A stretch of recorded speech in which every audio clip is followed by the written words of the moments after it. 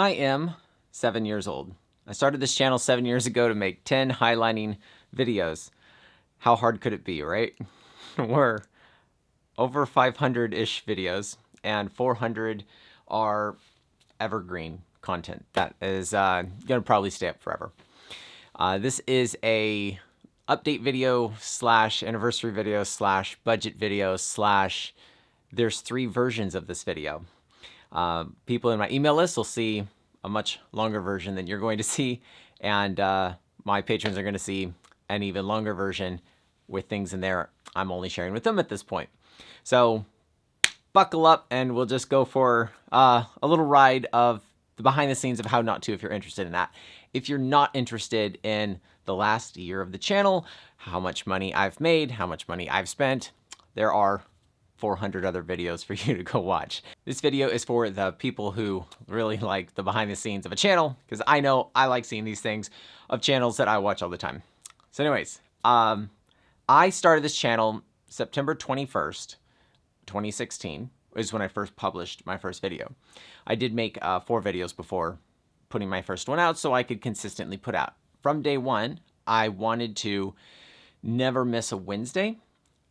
For the first year, it was every other Wednesday, but I never wanted to miss a published day that I've preset. And now it's every Wednesday. And I have never missed a Wednesday.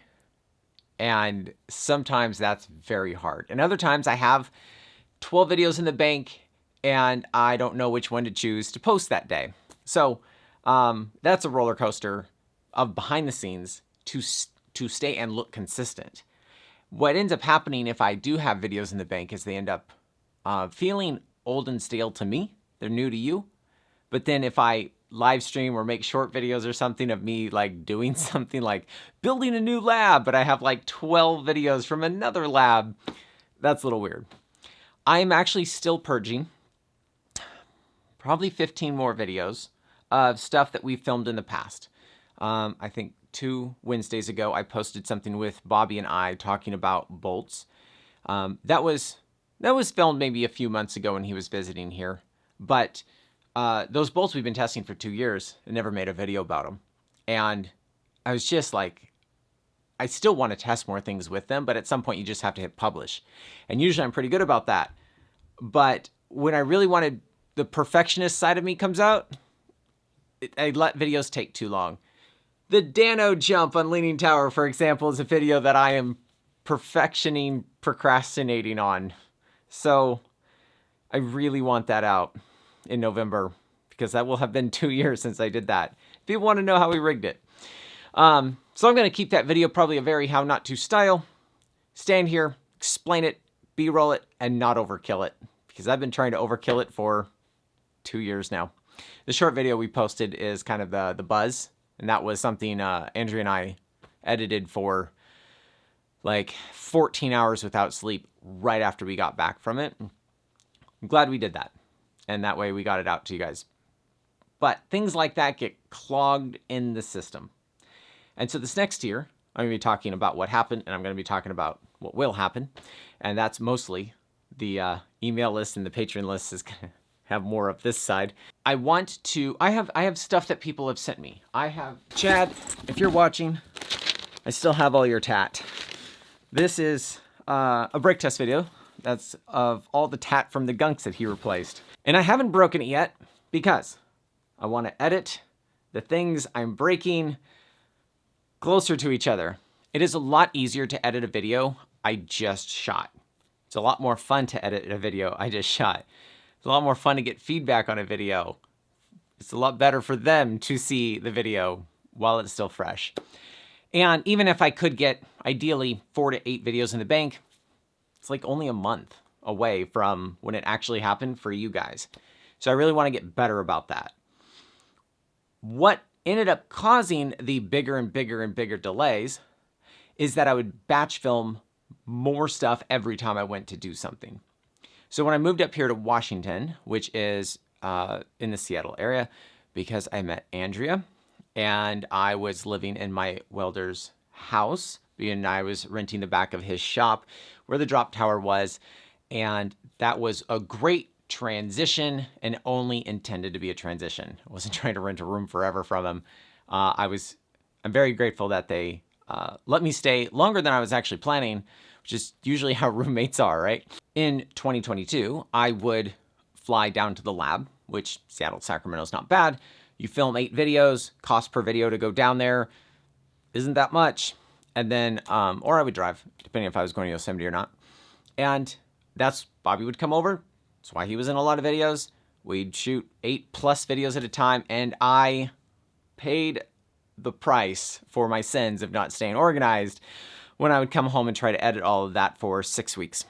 And there's a real disconnect between the stoke of breaking something, the curiosity, the actual thing of like, does this tat from the gunks break weaker? Is tat a good idea? Is plastic versus bolts? Like all the stuff that you're like jacked on making the video when you say yes, you kind of lose it. Trying to get more of a connection between when we do stuff, when we film stuff. Moving on. What you measure really steers your ship. And I don't think subscriber count is a good metric at all.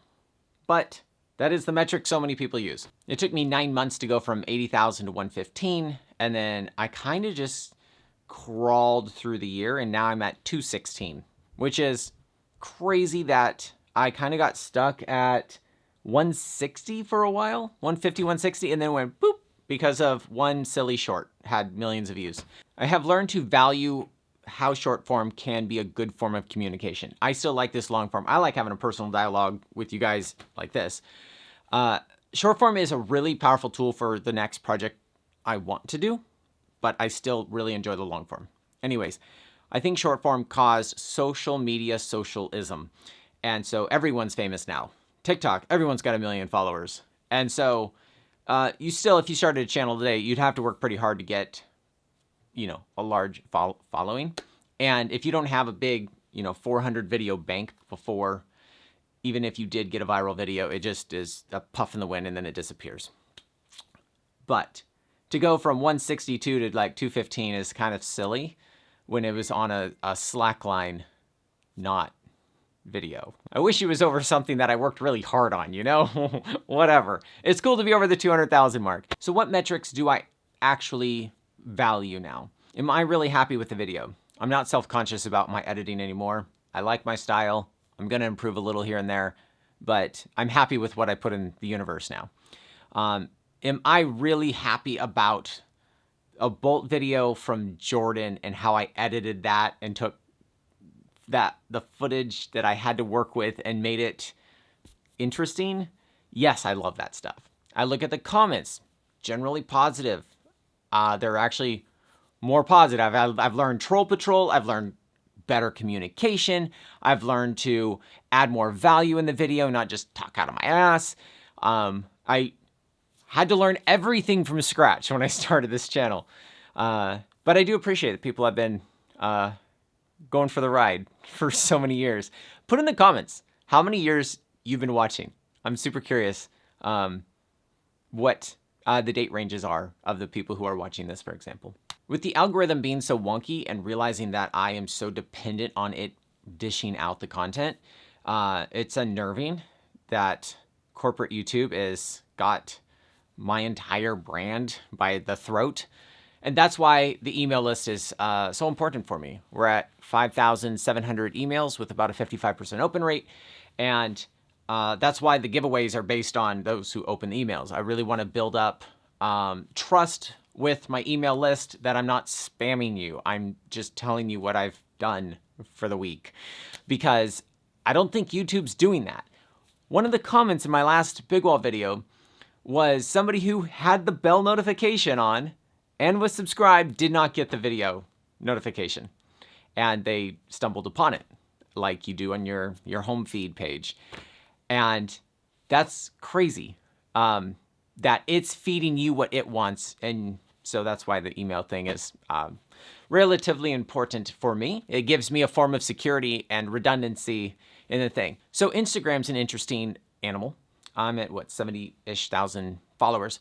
And those I've more or less earned with the types of shorts that I've put out there because they're made specifically for Instagram. They are 60 seconds of something that does not exist in a long form video that I'm trying to promote that video and make you go from Instagram to YouTube, which doesn't work. It's so when I actually, it sounds really stupid, but I got into the habit of watching Instagram stuff in the evening, like so many people try to not do now, so I can learn how to make better content.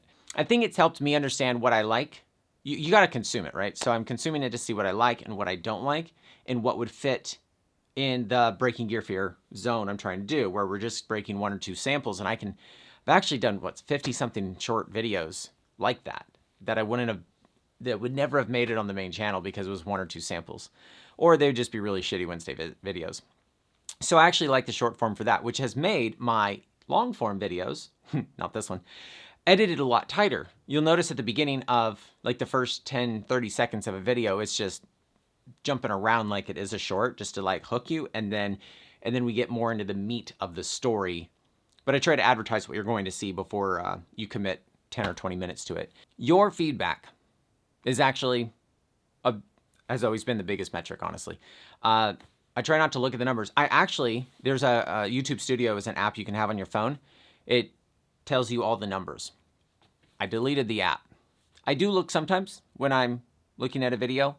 I was curious with the big wall video I posted yesterday. It wasn't a banger because I did no clickbait title, no clickbait thumbnail. It was a really cool thumbnail. I established a big wall title. Not that many views, which leads to the clickbait issue. Sorry about that. I actually hate doing that. If you try to like search something, it makes it very difficult. But there's a long game here that I'm trying to do. I want to assemble everything we've ever done into a book. Actually, I don't think I've ever said this on YouTube. I want to make a book called Breaking Gear Fear. And it's going to basically be like the Bolting Bible, where we talk about a topic, shows the videos that we've tested in it, other people's stuff about that topic that we've found on the internet. Just like the Bolting Bible, it would be for cams and ropes and nuts and everything we've tested. You know, can you dip a rope in oil and it still works? Makes it greasy. Spoiler alert. So if you can learn everything from what we've done on this channel in 7 years, in 2 hours reading a book, that's the goal. And so that's taking longer than I thought. So the clickbait title thing gets a little weird since I never got that started yet. We'll get into the one-man show problem, maybe into the email section of this thing. I am rolling something out in stages, and that's why there is a public video, and then there's the email section, and then there's the patron section. This is a termination plate. Think of how many boring titles I could have for this. Aren't knots free? $50 question mark is the title and thumbnail of that. Not termination plates. Clickbait. Not clickbait. To be fair, definition of clickbait is hot girl's bikini top falls off on the beach and then you talk about this. That's actual clickbait. So, I'm trying to stay in the realm of acceptable when I put these titles and thumbnails. 157,000 views? Are you kidding me? There's so many other videos that are worth watching than that. But anyways, that just shows you the power of the clickbait stuff. So a year recap of like things we've done is around this time we were putting out the Big Wall series, which was like, I'm glad I didn't wait and be a perfectionist on that. I think that was a great kickstart for the bigger plan of the Big Wall Bible that I am still working on. But having that out there in the universe, more stuff comes back, which means I can add more to it, that's how the Bolting Bible got to where it's at today, is by making the Bolting Bible. It's just like this feedback loop. That's what's so great about the YouTube thing. That came out, people really liked it.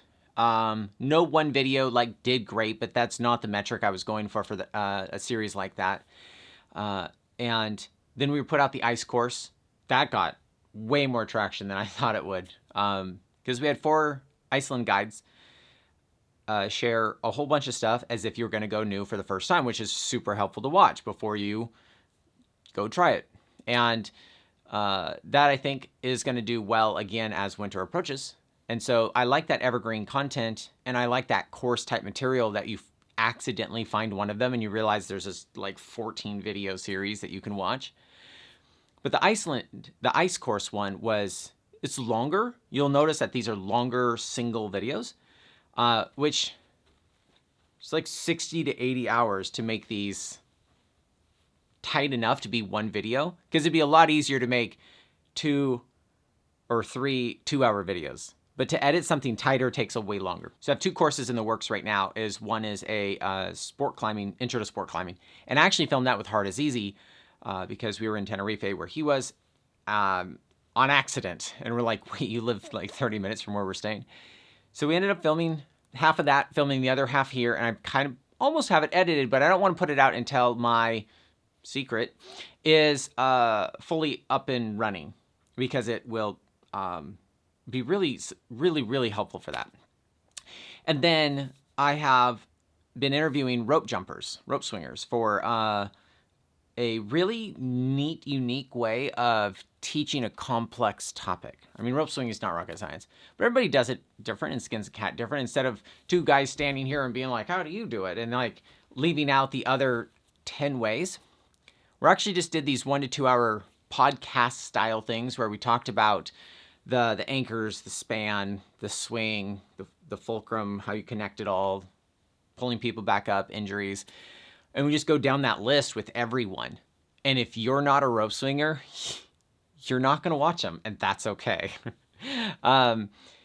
My God, if you are, though, it's just liquid gold on the internet. And it's cool that I can contact any and all of them and get them to talk to me for 2 hours. And yeah, it's all in the works. But I want to release it when I have it as more of a package deal. And so that stuff takes longer. So those are things that you haven't seen yet that is in the works. But then when we upgraded the Bolting Bible, that took a bunch of time and totally worth it. I really actually like the new format where it has the sports broken out in the New Testament and everything in the Old Testament.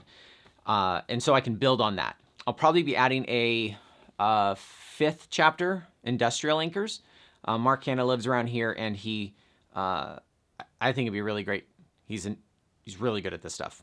And so it'd be really interesting to have in the Bolting Bible a lot about anchors that you trust your life to in the industrial world, because people do that every day and they want to know too. It's one thing that something's stamped for approval and you have to clip it and your boss tells you to go over the edge. It's probably fine, but it is interesting to actually understand what you're trusting your life to and not just randomly clip it. The Bolting Bible is actually intended for people who just trust their life to bolts and not just the people who put them in. But it's helpful for both. This lab, I was like, what did I do this year? I moved, and that was worth it. So I was in an apartment, and then I'd go down to the lab in Lodi, and then I'd come back to the apartment, and it worked. But when I realized I couldn't do what I really wanted to do on the channel without having to be able to break stuff at a moment's notice in my socks, I was going to rent a space up here. And I was like, well, why don't we just rent a house and take that rent money I'd spend on a studio or lab and put it in a house. And so that's why this is in my house now. So, wow, it's temperature controlled. That's a big deal. You can't hear when it's raining outside. There was a tin roof on the shop. My garage was 100 degrees back when it was in my garage at my house originally. So having this space down here that I can just come shoot and the camera was already set up. Oh, the lights are already on. I don't have to set anything up. It made me about 3 times more efficient on anything I was doing. Because if I can break it and then go edit it that flow is amazing. But I'm still editing all that stuff from that last previous life. This is so light. This is a titanium bolt, wedge bolt. And this is a titanium hanger. And that is so interesting, and I want to break it, and I'm editing things that are 2 years old. It's not as much fun. And then when they send me that, they end up waiting for 6 months. Chad, who gave me all that gunk stuff, ends up waiting for months. And so I'm trying to get the assembly line better. But my new secret is going to help me with that. So there is a grand conclusion to all of this that you're at least going to have to be in the emails to see. If you sign up for the emails, you will see this video, even if you miss it in Saturday's video. I'm going to post this on Saturday. The thing about the lab is I had a 21-foot long test bed in Larry's shop. And that's pretty hard to find in a house. And so an average master bedroom is 13 feet wide. So I made that brake test machine 12 feet 7 inches, and that the ends are all honeycombed. We have the video, I'll link in the description, of showing you how that more or less works. There's 2 chambers, so the hydraulics are in the bottom, and it comes in, it's a U shape for the under 50 kilonewton stuff. And then the big one is, they're not usually stretchy samples. And so that is perfect for me. I don't know who else that'd be perfect for, but that was also something we spent a bit of time on when I was traveling back and forth from GGBY to up here to whatever. Steve's in Nevada and I was in California, and Washington's up here, and Steve helped me build that. And it worked. Not every idea I have works. And so I was pretty happy. Like, I really gambled on moving up my stuff up here, and it was better than I hoped. So a lot of the year went to transitioning. So in 2022, I built a new website, and I had a little code custom made for my filter so I could have it easier for you guys to find stuff. This was before the breaking gear for your book idea. I should have just summarized all the videos in a book like the Bolting Bible from the beginning. It'd be done already. But I zigzagged towards moving forward. I spent a lot of energy blogging videos that would be nice in written form. Something you could just scan through, 5 minutes. You get what the video was about. You see the graph, the chart, whatever. It's more easy to share. Something I liked referencing when I just wanted to know the data because I don't remember it all. But it doesn't get the traction. There's no like buttons. There's no comments in there. There's no feedback in the analytics. I don't know what I did wrong with the SEO. It just doesn't get viewed. A couple hundred views just isn't worth the... I literally could have made twice as many videos. But I think the written form is so valuable, but not maybe in that form. But now we're going to do something completely hybrid, and it just solves every problem I've had, and I'm jacked on it. So I think about this stuff from a 20-year perspective. This is year 7, right? I'm not trying to race across some finish line for today. Like, I'm in the game long enough to make moving to a studio/lab just the most obvious thing I can do. To have a good website, the most obvious thing I can do, because I'm trying to go real deep on this. My big picture goal is to answer every question anyone's ever had about their gear. Ever. If you trust your life to it, I want to answer the question. Oh, that's ambitious. Yeah, so I can't just have like a shitty lab setup, and I gotta have a good workflow and stuff. So I love answering questions that I have and then other questions that people have. If things go well, then Wednesday you will see this paramotor video where we broke tested a whole bunch of carabiners that break consistently 50% below their MBS, no matter how you pull it. I love that stuff. And I want to do it a lot. And so I think having a good foundation helps with that. So I've been very transparent with the finances of this channel since I asked for donations, and we will get into the weeds of that in a little bit. Well, something I wasn't planning on doing, but something I think you should see is my lab. I'll start using my phone and I'll film for a minute and kind of show you what I've been doing.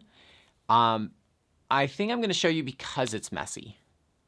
Like, so many people just put their best selves on the internet, and there's I just want you to see like kind of what it looks like. It doesn't always look like this, but because I've been pretty busy for the last 8 weeks working on my new project, life gets like this. A lot of people's stuff gets like this. I don't like showing you guys half-finished projects. I know I'll put a bolting bible out there that's half-baked, but yeah, so let's give you a little lab tour, and then I'll show you the budget. If we're gonna be raw in this video, why don't we just show you everything, eh? So you see me when you see the screen, but this is what I see when I'm looking at you guys. I don't see you guys. I see that, and so we're gonna turn that off. And so it's kind of weird staying in a room talking to yourself, right? That's why it's like nice to have the feedback. This is pretty cool. I wanted to have better photos, and I have this paper here, and it's gonna be a light box. I want to take nicer images of different things for different videos, different thumbnails, and that is small if I'm gonna do anything more than that in there. But this actually is going to be very helpful for our new project we're working on. This is an abrasion tester, or going to be. Joe helped me get so far on this, and I have somebody else maybe helping me take it over the finish line. But things like this, they're easy if you have 20 grand to throw at a project. But if you're trying to just cowboy it, these things take a lot of energy of mine, a lot of mental energy, since I don't have the money to just throw at things. The idea is this will spin controlled exactly how I want. Just using Arduino. You know that requires code, right? Anyways. And then this will spin, and we'll have an edge right here. So it will rub. And these are variable weights. This slides up and down, and this is something I'm going to do quite a few tests on. I'm very excited about this, and these will be like long tests that take like weeks to do. Glacier Black has some really cool ropes out, and this is, I think, the Newt. And we are testing a whole bunch of things for him because they're high-tech 8mm ropes as canyoneering ropes develop. And it's interesting to see what goes into the manufacturing process as I get more of an insight on this than just reverse engineering this stuff. It's nice to actually work with the people who are making this stuff and the decisions they make. This is interesting. You see all the fuzzies? This is, I think, rope's been a few seasons down at Canyon. The fuzzies, Technora, the Dyneema looks perfectly fine.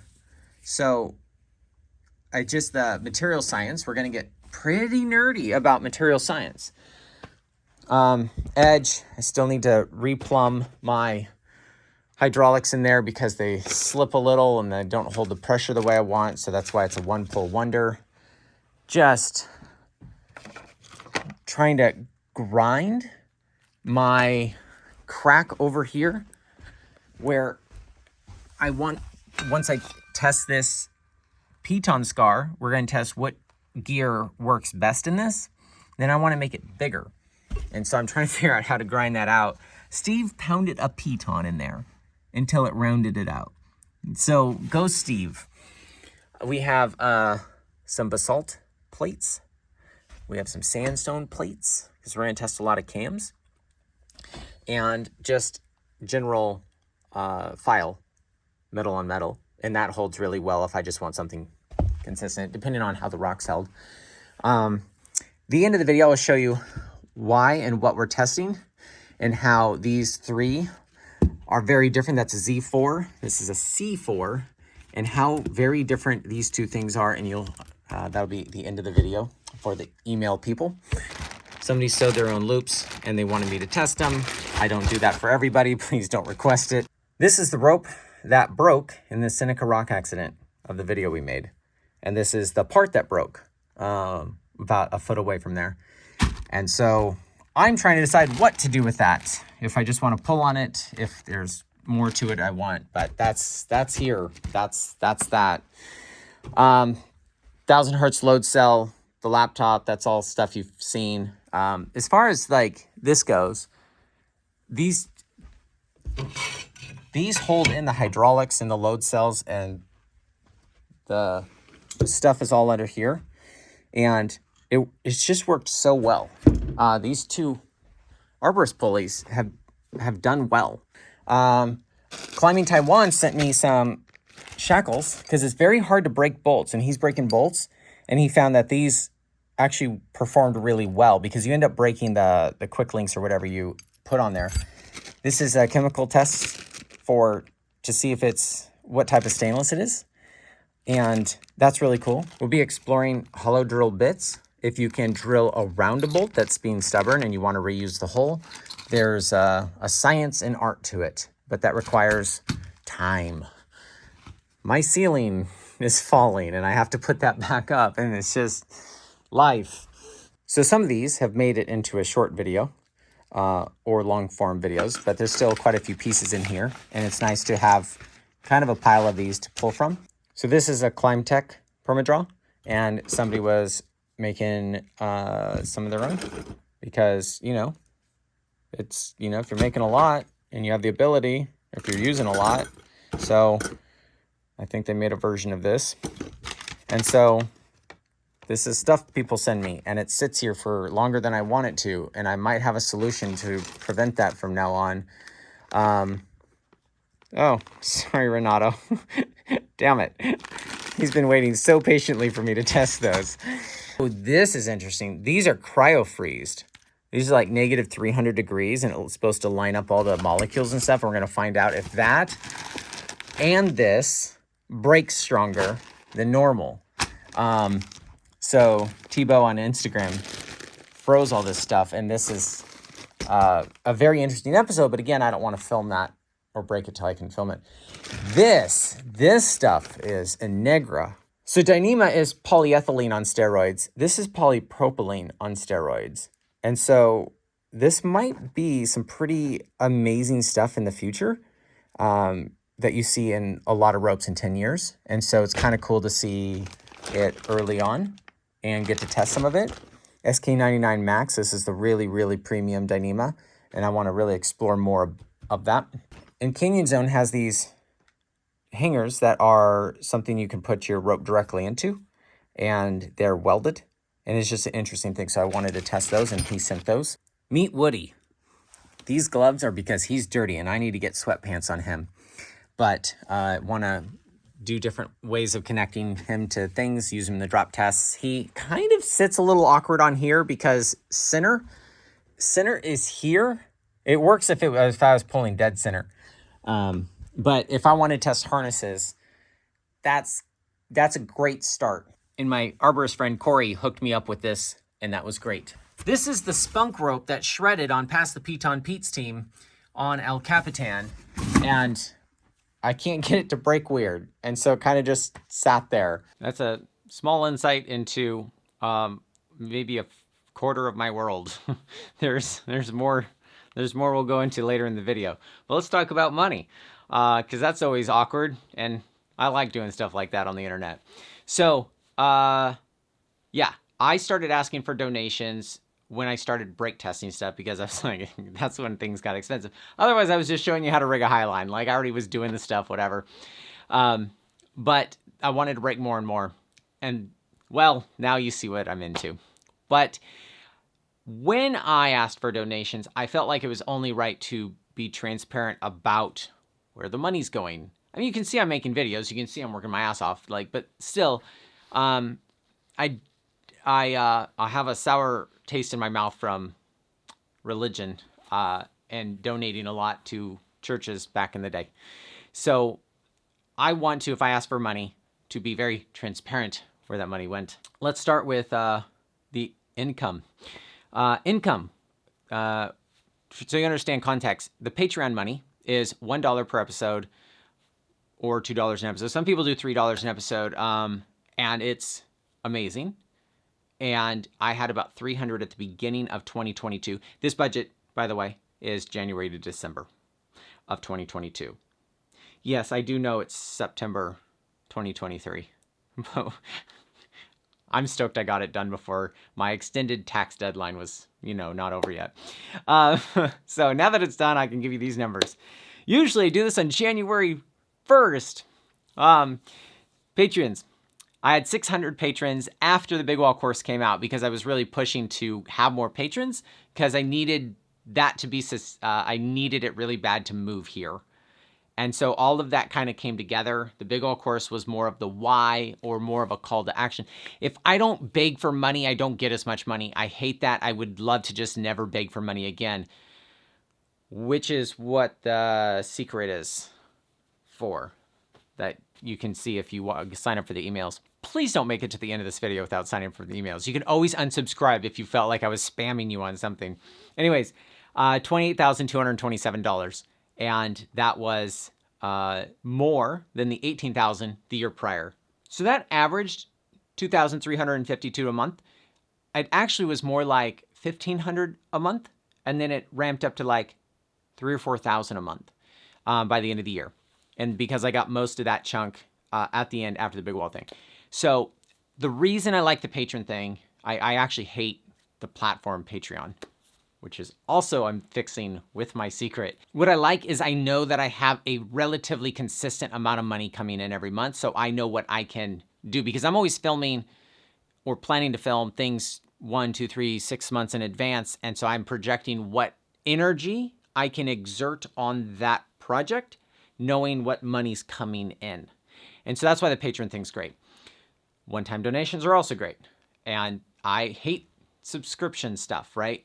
I get it. So the one-off $20 donations, or sometimes people donate $100 and they just want to check and be done with it. And it's almost the same thing as having a patron, right? If I put out 100 videos. So the one-time donations was $10,590, and the year prior was $27,000. And the reason is because I was doing a lot of drop tower videos and raising money for the drop tower, which I can still use. It's still there, but actually was able to do it on a tree near my house. And that is actually really nice to be able to just kind of like work out here, work out there, work in here. Because I built that tower, I knew how to do it on the tree, which cost $1,000, $1,500. I had to go through that journey to get to that journey. And then I want the dream, if we're going to put stuff out in the universe, an indoor drop tower. Because I don't know if you know, but it rains 400 days a year up here. As I often joke on the channel, 200% of your donations go back into the channel. You can see that the expenses were $47,000. Let's go into those. Labyrinth was $500 a month at Larry's, and that included that massive drop tower. So that was really awesome. He was really a helpful stage of this journey. So I appreciate you, Larry, if you're watching this. And then the rent that we rented for this space was the other part of that. So the how not to part of this rent is $1,300 a month, because I was looking at $2,000 a month places, and I end up getting way more value out of this. Software, website, and subscription stuff, Wix, domains. I have like 15 domains, Adobe, etc. $1,540. Editors, people I've hired online. I tried. $2,500. It helped. I learned actually quite a few things. I'm glad I did it, but I could teach a climber how to edit faster than I could teach a good editor how to climb. You got to understand like the culture, the question you're answering, how to communicate the science in the best way, because it's what you want to know. I can show you the 10 keystrokes on Premiere in an hour, and you pretty much would get it. But you got to be sitting here. It's like an in-person thing is what I found. And it's nice to know that's how it works, is going to work for me. Luckily, I live in a populated enough area of people who do this kind of thing that I should be able to get a person like that. I spent about $3,800 having my website designed by somebody who's good at it. I wasn't trying to bite that off. Andrea was super helpful in helping make like a mock-up of what we wanted to look and feel like. And then he implemented everything. And so I think he did a great job. I think the price was reasonable. The filter thing, the custom coding, what I got for $5,000 is a good price. I probably could have paid $10,000 and had somebody who was better at doing it instead of me having to explain. I spent a lot of time on it. It's okay. The filter works. I mean, you can go to hownoto.com and see it right now. Like just standard blog categories didn't quite cut it. And so I wanted a video that met like, you want to see drop tests? just a whole thing of drop tests? Do you want to see bolt tests? Because we have bolt drop tests. You want to see ones with Bobby, and because we have bolt drop tests with Bobby, but they're not all like that. And so it would be nice to be able to filter it all out. The filter functions. The problem is it's hard to put 400 videos you've already made on the website while you're trying to make 100 more in a year and blog and keep up with those. So I've more or less did okay blogging as I went on videos that deserved it. And we did okay back blogging what we could. I think a combination of the new project I'm working on, the Breaking Gear Fear book being a better solution, I will eventually have a written form of everything I've done. Never judge how somebody's doing on the internet based on what they put on the internet. I put the best stuff I've got on the internet. There is 1,000 failures and things I feel like I'm not doing right happening behind the scenes. So yeah, life is real for everybody. Moving the lab, not me moving up here, but actually going down and grabbing all this stuff and coming up here and going to Nevada several times was $2,832. Travel for filming stuff. I went back and forth to the lab. Cost per video, not that much. Went to Iceland and we got quite a few good videos. It was awesome. Moab and Yosemite. Now I put that in there just because it's an expense. Yeah, it's fun. I film the whole time. Is it work? Is it play? That's always been a debate, but I'm spending more than I'm getting in donations, so whatever. I just like to throw the number in there. Nobody's paying for me to go to Cancun and sit on my ass for a week. Lab gear and filming expenses, $5,000. I break more stuff on accident than I break, I think, on purpose. It was also nice to set up the SlackSnap, whatever, 0.0 I had, the mobile version, where I could do like 7 people pulling. And this is where we discovered a 5-to-1 was basically the best option. And we ended up, so I had created that pulley system that we were able to use in Iceland and other places where you have a mobile solution for it, which is opening up a lot of doors. And I might actually be able to put a winch on the back of the 5-to-1 as long as I got a fuse and know what things are going to break at, and I can test bolts and real rock a lot easier without having to pull out the hydraulics. As far as bolt break tests and the bolt requests go, I do that in batches, and I will always do that in batches because it's so much work to go and take the hydraulics somewhere and pre-install a bunch of glue-ins and then do everything.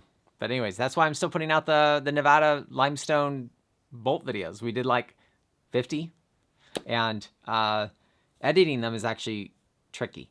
But I'd like to incorporate other things like what's happening in Thailand and with the like making them more full value. Rabbit trail, sorry, I do that. I got the 1,000 hertz load cell instead of just using the crane scales, and the 10,000 hertz load cell was great for like drop tower stuff, figuring out how fast you need a load cell to be. But I wanted a slow one because then you get a live graph, and that's why we're able to see the graph, and I can actually see what's happening as I'm pulling. I will get something maybe for a screen that's next to the sample so you can see the number go up as I see the value in that. I have to figure that out. I think universal testing machine is going to be the next investment this year, but the kind I want's like $100,000. I'm too dirtbag for that, so maybe find a used one. But then hopefully Instron will work with me because I mean, it's pretty good advertising. I really would hate to pay full price for something they're getting one hell of a commercial on. SlackSnap 5.0, the machine here.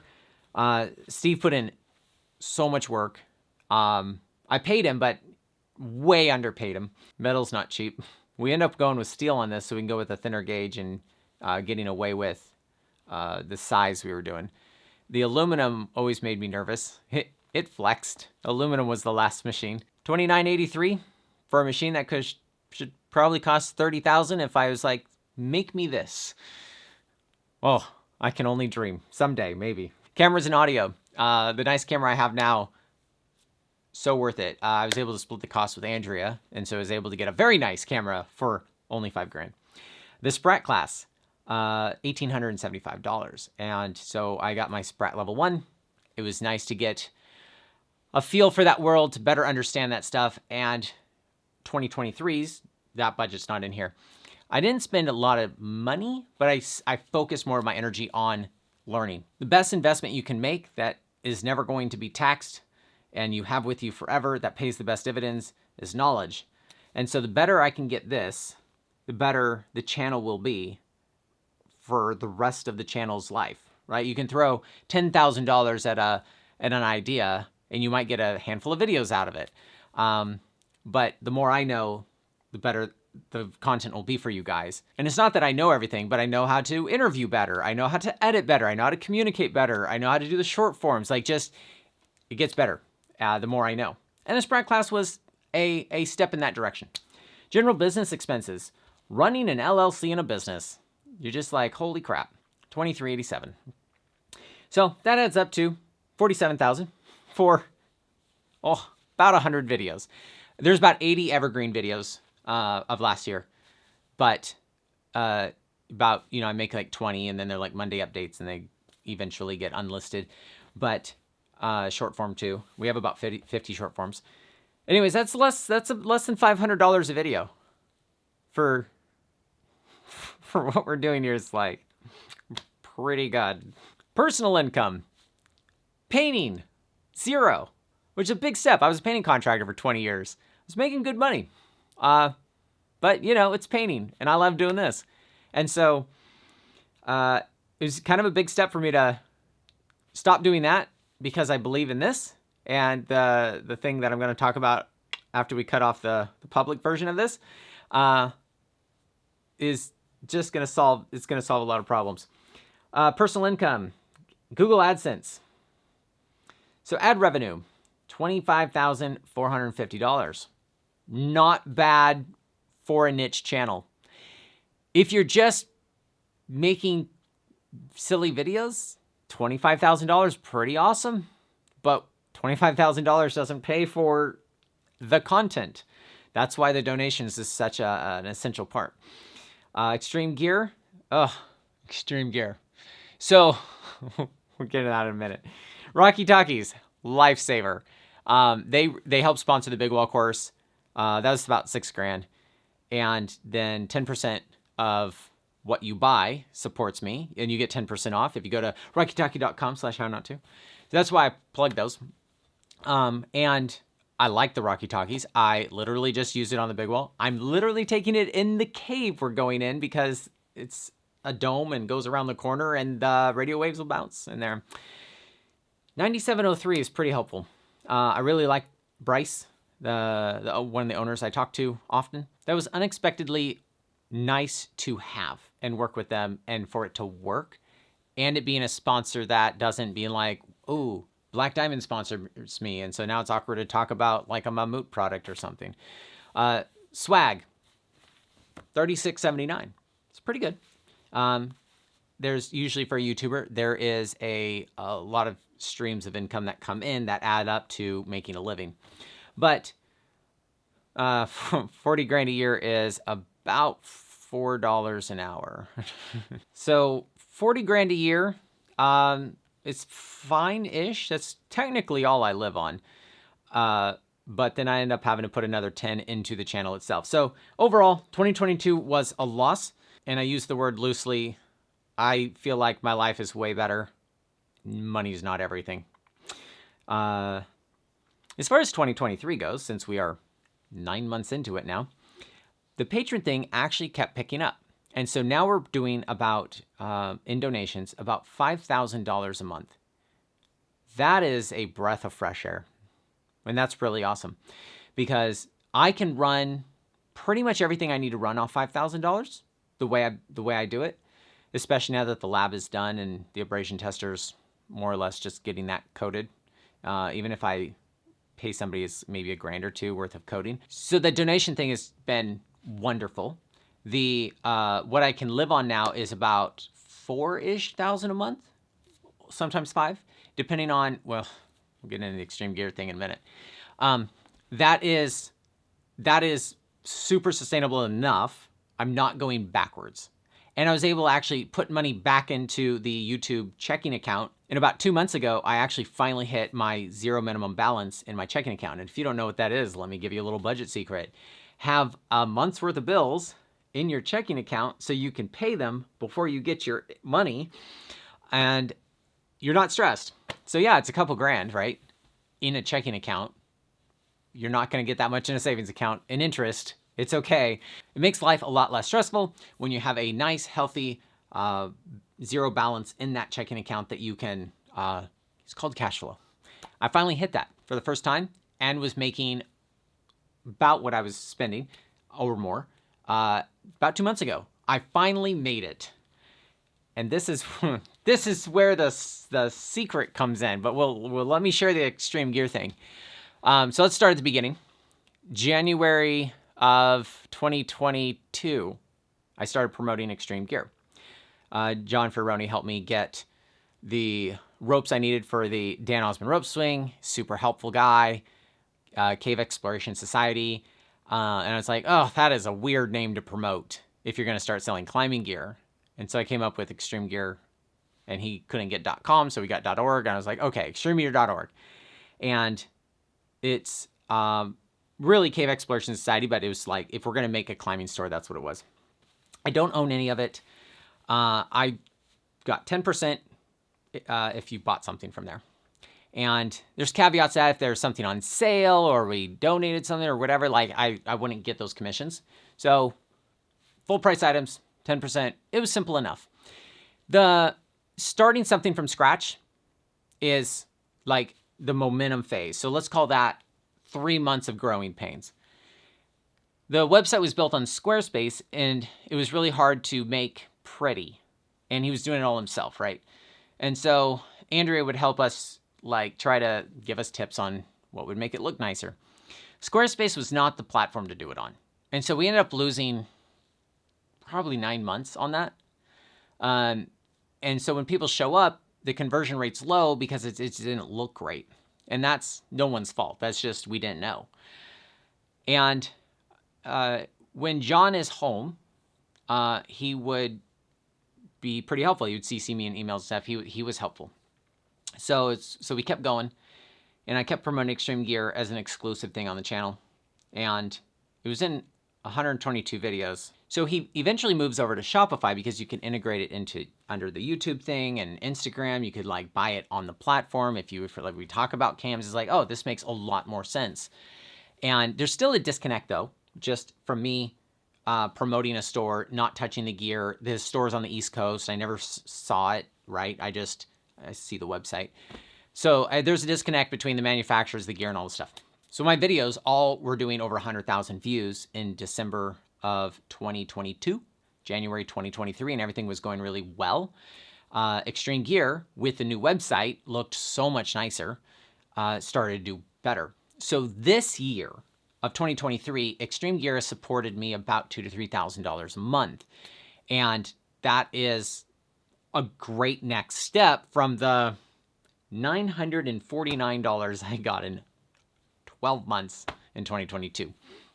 The unfortunate part is Extreme Gear no longer supports me because I no longer want to promote it. This was my decision to no longer promote it because the customer service started to fall off.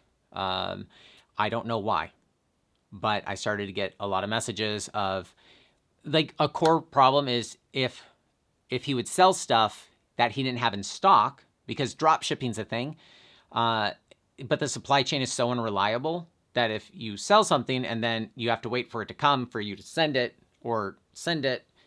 and this part isn't reliable, but then if he's not communicating, like, it's kind of like exacerbates that problem, which is already a problem. And that's cool. If you want to run a store like that, that's cool. I just, like, too many people were complaining. People said things were getting shipped really slow, and if they were willing to wait, they would buy stuff to support me, which I can't believe how many people bought some from Extreme Gear to support me. I appreciate that. Like, just to support me. When you can get something on sale, typically if you're chasing all the sales.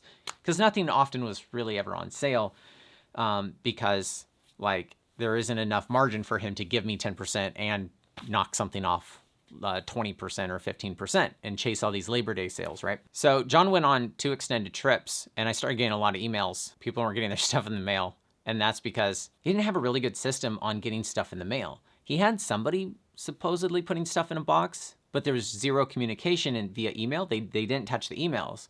And so if something wasn't sent fully because they didn't have it all in stock, you know, the lady didn't know what to do, and so he didn't have a system in place, and he was in a cave. He was in another country.